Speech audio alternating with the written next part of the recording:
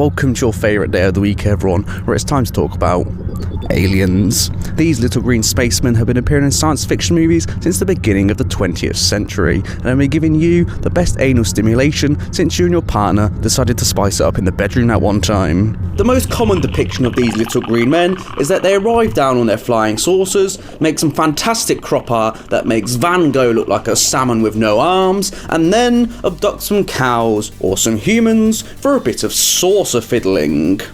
We're doing that later, yeah? Sorted.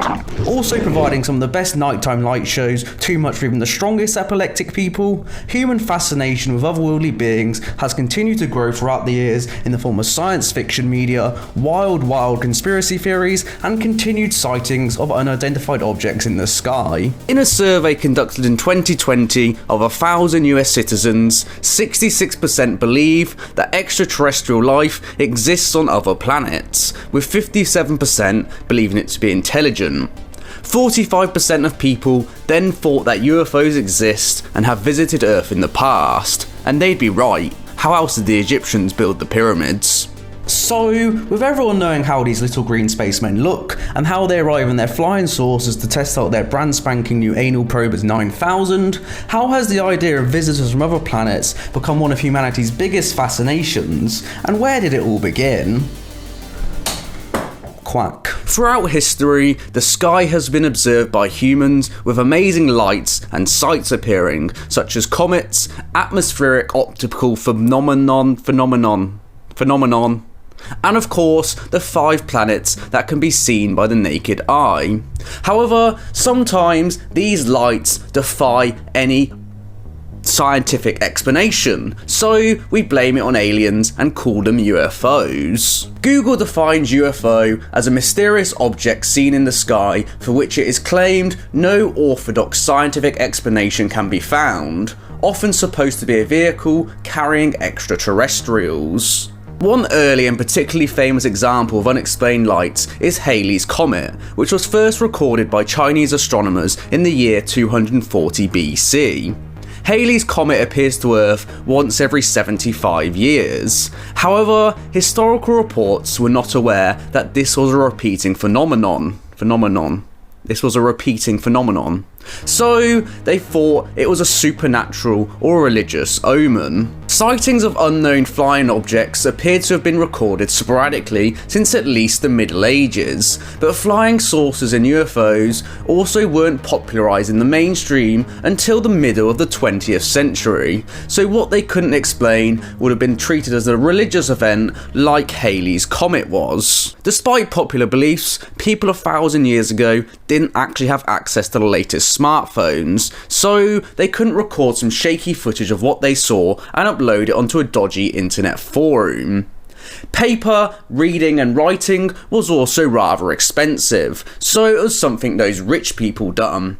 And if your average medieval Joe saw some strange lights zapping through the sky one night, he probably would have told his mate down the pub and then head to the nearest brothel, meaning the event would have been lost in time. Even though there's a lack of alien knowledge and records back then, there are still references to extraterrestrials that are over 1,000 years old.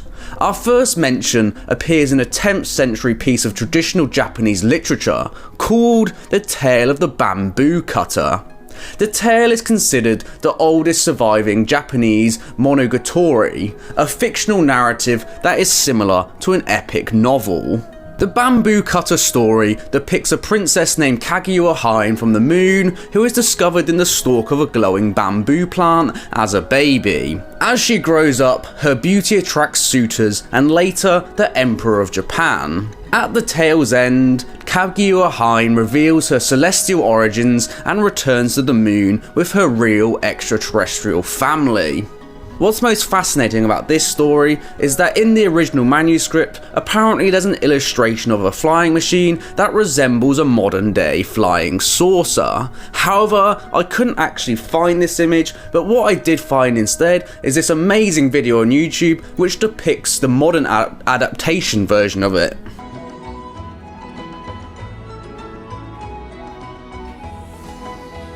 We probably shouldn't look too deep into this, but we could say that all works of fiction are inspired by real life events, which supports the theory of ancient aliens. However, that goes down the route of pseudoscience and conspiracy theories that I'm not really ready for right now, as I don't have my tinfoil hat on. Okay, let's begin. The ancient aliens or ancient astronaut theory is a hypothesis that extraterrestrial beings visited Earth and made contact with humans in ancient and prehistoric times. The idea is that much of human knowledge, religion, and culture came from extraterrestrial visitors, and they helped build many structures on Earth, such as the pyramids and the Maui stones on Easter Island, due to the complexity of them. Supporters of this theory suggest that evidence comes from Paleolithic cave paintings, and that the stone structures of ancient monuments couldn't have been built with the technical abilities and tools of the people of the time. Of course, all these theories have been rejected by mainstream archaeology, and I'm about to take this tinfoil hat off before my COVID vaccine turns me into a 5G tower. Moving forward in time now, our next stop in the UFO timeline is in 1561 in the German city of Nuremberg. On the 14th of April in 1561, the residents of the Bavarian town woke up to a frightening scene. Hundreds of fireballs were exploding, and crafts of all shapes and sizes were moving erratically in the sky. Spheroid UFOs were seen clashing with each other in a colossal aerial battle that lasted over an hour.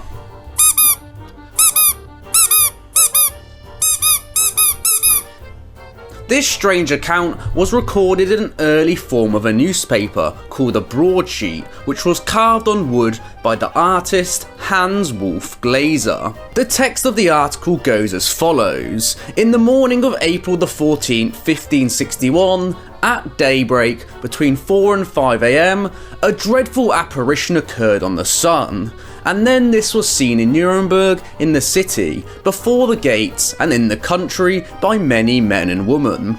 The text then goes on to describe an aerial battle out of the sun, followed by an appearance of a large black triangular object and spheres, cylinders, and other oddly shaped objects moving erratically overhead. Taking a quick look at this image, you think it would just be a bunch of Skittles being launched into the sky, but doing some further research I found that Skittles weren't actually introduced to the world until 1974, so I quickly ruled out that hypothesis. While the obvious and correct answer is that it was aliens, looking deeper into the text, there seems to be some undeniable religious overtones. The concluding line states, "Signs on the heaven which are sent to us by the Almighty God, bring us repentance, we still are." This has led people to believe that the event was a rare celestial phenomenon? A rare celestial phenomenon known as a sundog, which was blown out of proportion for a bit of religious propaganda. Looking at the artist Glaser's depiction of other events, it is clear that he tends to sensationalise and exaggerate. Here is his depiction of an aurora. Here's one of blood rain, when the drops appear red due to dust particles, and another of a halo of a sun. Hans Glaser was also a printer of questionable standing, and seemingly copied other printers' works, and in 1558 he received a warning by the council for making such illegal and copied prints. So, it just seems Glaser was feeding the public's hunger for outrageous stories, like today's media does, and there was actually no Star Wars space battle over the city of Nuremberg. However, this is a really big however, this wasn't the only type of its kind that was recorded, as another similar event popped up just 5 years later and 200 miles down the road in the city of Basel. A similar story was published describing unusual sunrises and sunsets, as well as dogfights between black spheres. The text begins by describing the unusual sunrises and sunsets, as well as at the end of the report stating, "At the dawn of August the 7th, we saw large black spheres coming and going with great speed, and precipitation before the sun, and chattered as if they led a fight. Many of them were fiery red, and soon crumbled and then extinguished."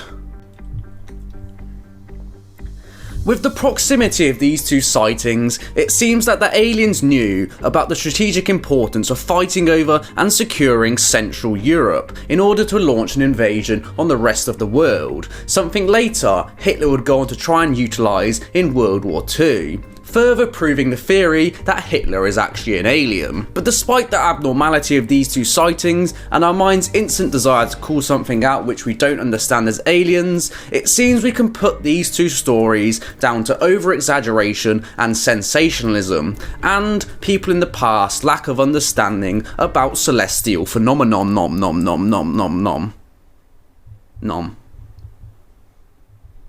Yes.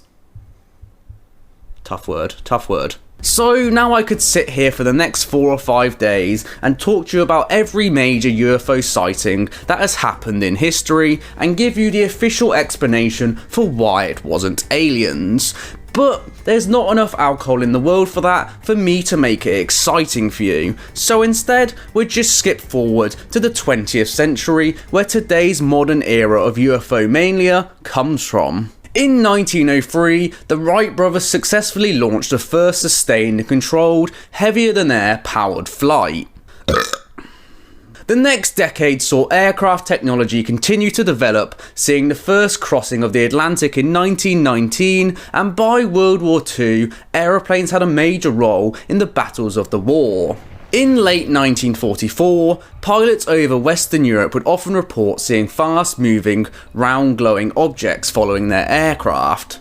Described as fiery and glowing red, white or orange, the pilots referenced them to Christmas tree lights that toyed with the aircraft, making wild manoeuvres before simply vanishing. In the European theatre of war, these sightings were so widespread that Allied pilots referred to them as Kraut fireballs, or most oftenly called Foo Fighters. It seems that these lights were under intelligent control, but never displayed any hostile behaviour, and couldn't be outmanoeuvred or shot down. Due to the highly dangerous and secretive nature of the war, the military took these sightings extremely seriously, suspecting the mysterious objects were German secret weapons. However, further investigation showed that German and Japanese pilots also had similar experiences. On January 1st, 1945, a press reporter broke the news of Foo Fighters sightings and theorised they were flares, weather balloons, the planet Venus, or St. Elmo's fire. St. Elmo's fire is a phenomenon, good job, where light appears on the tips of objects in stormy weather. But members of the Air Force soon rejected all these theories, as flares and weather balloons couldn't track planes like these objects could, and they had seen St. Elmo's fire before, so they knew it wasn't that. Of course, while aliens could have interests in human aircraft engineering, Nazi Germany was blamed for the sightings, with theories and claims that they had successful attempts to develop advanced aircraft prior and during World War II, and the fact that the sightings stopped once the German army was defeated. The V-2 rocket was a long-range guided ballistic missile that the Nazis developed during the war, and it's not hard to imagine pilots who are unfamiliar with these sorts of ballistics comparing them to wingless planes. The V-2 also emitted a long burning plume which could explain the glow. So while the sightings could have been advanced military equipment that pilots weren't familiar with at the time, there is also other explanations for what they could have saw, such as having hallucinations from oxygen deprivation at such high altitudes and vertigo, making them think if they've seen completely normal phenomenon their brain would distort it into thinking it's something it's not. So while people had been seeing lights in the sky for the longest of time, the invention of aircraft made sightings of strange objects a lot more common due to one reason or another. The public hadn't caught on to this UFO craze yet, but that would happen one day on June the 24th in 1947. On a clear and bright summer's afternoon, pilot Kenneth Arnold was flying above a mountain range in Washington en route to an air show in Oregon. He made a brief detour after learning of a $5,000 reward for the discovery of a US Marine Corps C-46 transport aeroplane that had crashed near Mount Rainier. Suddenly, Arnold saw a bright flashing light, similar to the sunlight reflecting from a mirror. At first, Arnold thought he was flying dangerously close to another aircraft, but a quick survey of the scene, he discovered that the closest aircraft was 15 miles away, and it wasn't flashing. And then the lights came again, 9 flashes in rapid succession. He would later describe them as objects that flew like a saucer would if you skipped it across water. Arnold quickly ruled out that they weren't reflections in his aeroplane's windows, and that they couldn't be geese due to altitude and extremely fast speeds. His thoughts then turned to a new type of advanced aircraft. He focused on the vehicle's speeds and calculated that they covered a distance of 50 miles in 1 minute and 42 seconds, meaning the aircraft were travelling over 1700 miles per hour, 3 times faster than any manned aircraft in 1947. Conservatively, he rounded down his estimate to 1200 miles per hour, which was still double the speed of the most advanced jets at the time, and it was not until October of 1947 that the sound barrier of 760 miles per hour would be broken. Whatever Arnold saw that day, the objects he'd gone to describe would in the most literal sense remain unidentified, and he said that the sighting gave him an eerie feeling. After he landed, he soon told his pilot friends what he saw up there, and the word of his encounter spread like wildfire. The next day, on June the 25th, Arnold was interviewed by the press, emphasising the unidentified nature of the flying objects. The press believed Arnold had the makings of a reliable witness and careful observer, and ran with the story. The next day, the term flying saucer began to be used by newspapers to describe the objects he had seen. Arnold would later go on to say that he was misquoted and never actually used the term of flying saucer. However, the stories at the time credit him with using the words saucer, disc, and pie pan for the objects he had seen. Whether it was one of the biggest misquotes in history or not, the term flying saucer was now introduced to the public, and the concept spread faster than that Wordle game. Is irate the best opener? Now that the world knew about flying saucers, everyone began seeing them in everyday occurrences. After the reports, people everywhere were scanning the skies for flying saucers, and when enough people look for something, some people will think they see something when they haven't. A 1967 paper found that in just 1947 alone, 853 flying disc sightings were recorded in 140 papers across the US and Canada. Despite not even being born yet, the Will Smith effect was well and truly in motion. Now, I'm not sure that's the correct scientific term for it, but in 1996, when the movie Independence Day was released, UFO sightings in Britain went up to 609 that year, compared to 1 to 200 in the previous years. Arnold would later go on to say he believed the spacecraft he saw were not from this world. I more or less have reserved an opinion as to what I think. Naturally, being a natural-born American, if it's not made by our science or our Army Air Forces, I'm inclined to believe it is of extraterrestrial origin. A few days after Arnold's initial sighting on July the 4th, a member of the United Airlines saw 9 more disc-like objects pacing their plane over Idaho. 4 days after that sighting on July the 8th, the US Air Force released a press conference that could go down as one of the most controversial of the 20th century. The press conference stated that they had recovered a flying disc, which had landed on a ranch near Roswell. However, only a day later after that press conference, they soon changed their official explanation that it was actually a crashed weather balloon and not a visit from Mars. In the decades following, Roswell has been a much debated point on cover-ups and conspiracies, with some reports of alien bodies being recovered at the scene. The official explanation released in 1994 was that the balloon was a top-secret project by the US Army Air Force, involving microphones flown on high-altitude balloons, whose primary purpose was long-distance detection of sound waves generated by Soviet atomic bomb tests.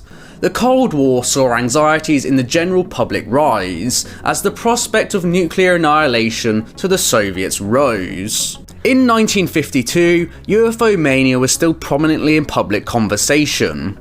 April of that year saw Life magazine publish a story titled "Have We Had Visitors from Space?" that promised to offer scientific evidence that there is a real case for interplanetary sources. From March to June of 1952, the US Air Force's UFO sightings officially reported jumped from 23 to 148. July of that year, the country blared reports of saucers flying over Washington.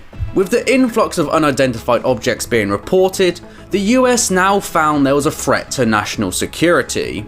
But it wasn't from the flying saucers or little green spacemen, it was from the public themselves. They found that the panic and hysteria from the public, as well as threats from Russia, could overwhelm the US government in a time of crisis. In March 1952, the US Air Force set up Project Blue Book for the study of UFOs and to provide an explanation to ease public fears. Up until the project's termination in 1969, it had collected 12,618 UFO reports and found that most were misidentification of conventional aircraft or natural phenomenon. Their following summary found three things. No UFO reported, investigated, and evaluated by the Air Force was ever an indication of threat to our national security. There was no evidence submitted to or discovered by the Air Force that sightings categorized as unidentified represented technological developments or principles beyond the range of modern scientific knowledge.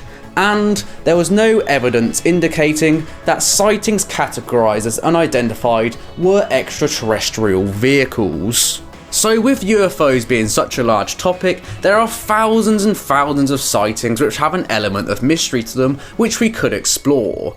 But I don't have a lovely golden radio voice for that, and I'm sure you don't want to sit here listening to me talk about natural phenomenon for the next 3 years. Despite any lack of official evidence for aliens, belief in UFOs has spawned a global industry of media involving these little green men with many conspiracy theories. People for thousands of years have been studying the sky and stars, and when something happens that we can't instantly explain, it fascinates us as humans, as we are constantly on the search for knowledge and to find some meaning in this short life. In 2017, a study called "We Are Not Alone" from a professor of psychology found that people who believe in aliens are less likely to believe in religion. The study argued that religion is a source of meaning in life, giving us purpose and making us feel important. When we reject religion, that desire to feel important and meaningfulness doesn't go away. The belief in UFOs and subsequent conspiracies helps people restore that meaning,